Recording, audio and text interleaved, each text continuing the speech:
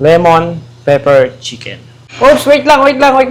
Kumain ka na ba? Tara, pagluto muna kita. Chicken breast, lemon pepper seasoning. So yun guys, season lang natin to ng lemon pepper. Bago natin i-sear, dredge muna natin dito sa flour or cornstarch. So after nito, pain na natin. Side lang tayo dito ng oil.